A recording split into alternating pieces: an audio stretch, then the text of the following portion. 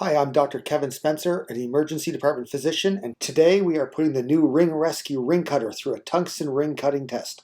We want to know how fast it will cut this, and we also are going to use thermal imaging to prove that the cutting temperatures remain safe throughout. Tungsten is a very hard material. It's traditionally been nearly impossible to cut, and I think you're going to like what you see. Watch till the end so you see what happens when the Dremel tries the same test with thermal imaging. Let's get started. The guard is placed between the ring and the finger and then is actuated forward to contact the blade. Once in contact, you pull the trigger to start spinning the blade.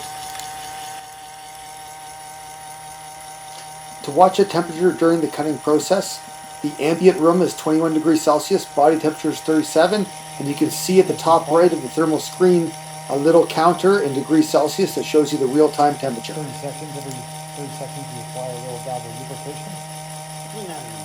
The Ring Rescue ring cutter is battery powered. There's lots of juice to get the job done, but if for some reason your battery was dead, you could just plug it into the wall, it will charge, and it will run off wall power. This demo is all on battery power. It looks like we're making cutting progress. This is a large ring, so it's going to take a few minutes to cut through it. Now every 30 seconds to 1 minute, you want to apply a little bit of extra lubrication to the blade, and you can see that happening. Temperatures holding steady at 35 degrees, which is basically normal body temperature. Note that the guard, which fits under the ring and protects the finger, also serves as a lever that pushes the ring up and into the cutting wheel. The device has a microprocessor and it does this automatically and in a controlled way. It pushes as hard and cuts as fast as allowable within the heat limits we set. That's the magic as to how we keep the finger safe from heat. Another really important element is that the cutting blade speed, the rotation speed, is not nearly as fast as Dremel's. And the reason this is important because you can see the lubrication actually stays on the blade. It doesn't go flinging off. And the dust and the material that's being cut from the ring also stays there, and it doesn't make a big mess, and it also doesn't get aerosolized, which is really important for materials like tungsten and cobalt that are actually quite dangerous on your lungs.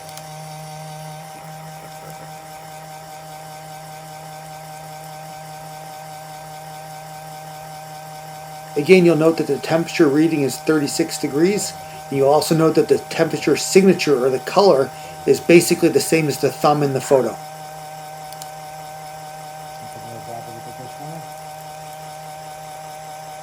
Throughout this whole cutting process, it's just one-handed operation for the person using the ring cutter. All they have to do is rest it on the table and pull the trigger.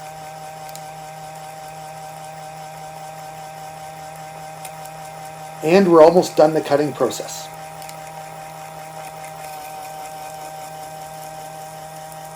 If you listen closely, you can hear a change in the sound of the cutting now. That's because we're now all the way through this ring. It's been cut successfully. The user actually can look at the back of the ring cutting device. There's a progress indicator there that lights up, so you don't need to just listen to the sound. You can also watch that progress indicator to know when you're through as well. And once again, we're under 36 degrees. Take it off and take a look. So 3 minutes to make a precision cut through this thick and wide tungsten ring without any heat or burn concerns is pretty good. With the lubricant and cutting sludge rinsed off, you can see a nice clean surgical cut there right through that tungsten ring. Now if this is actually stuck in a person's finger, what you would do is just make a cut 180 degrees opposite, and then it would come apart in two halves. Let's switch gears now and see what happens when we put a Dremel on the exact same ring. See how we do. Okay. So you can see here where the original cut was made with the Ring Rescue device, the new Ring Rescue cutter. You can see here some score marks where we tried to cut with the Dremel using a diamond tip blade. We did not make it very far. We stopped at 60 degrees because that's when you're burning somebody. We're going to go a little further this time and see what happens from a heat perspective. The cutter contacts the ring, and within 4 seconds, we're already up and over 60 degrees. Look at it right there. Continues to climb throughout all this. It's burning the finger. Be really, really careful when you're cutting with a Dremel. Look, we're getting over 100 degrees Celsius now. In under 20 seconds, we're already over 115 degrees Celsius. And you'll notice that the blade slipped there at the end. That's another risk with the Dremel, of course, you have to be very, very careful of. Cutting attempt with the Dremel.